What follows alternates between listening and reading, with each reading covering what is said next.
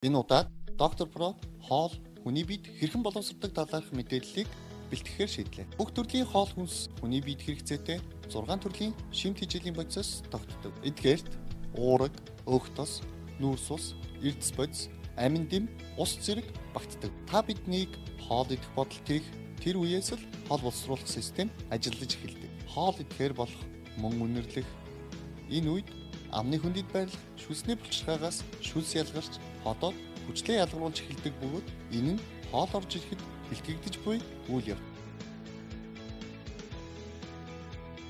Эдсэн хоол хүнс аманд ороод шүлсэн дэвтэгдэн зөөлрч шүдний тусламжтайгаар бодлогдох ба хил нь амтлагаас гадна хоол хүнстэй хамт орсон яс, үс, мөн, хэтэрхий халуун, гашуун, хүчлэг зүйлсийг ч мэдрэн залхих хэсгийг шийддэг. Хилний мэдрэмжээр залхигдахыг зөвшөөрөгдсөн хоол хүнс улаан хоолоогоор дамжиж ходоодонд ордог бөгөөд энэ үед ходоод нь өөрийн үндсэн 3 үүргийг үзүүлдэг.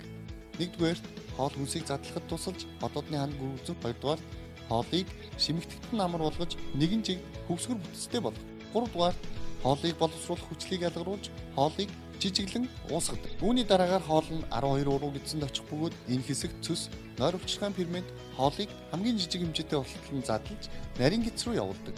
Гол үйл явц болох уураг, өөх тос, нүүрс ус, эрдэс, амин дэм зэрэг бид хэрэгтэй хэсгүүд нь нарийн гидсний ханаар шимэгдэж цус руу ордог бөгөөд үлдэгдэл хэсэг нь бүдүүн гидс рүү шилжиж тэндээ ус, мөн, зарим эрдэс бодисууд шимэгдэж хэрэгцээгүй болсон хэсэг нь шулуун гидсээр дамжиж өтгөн болон гадагшил. Та хоол боловсруулах тогтолцоо хэрхэн ажиллаж хоол биед хэрхэн шимэгддгийг мэддэг боллоо.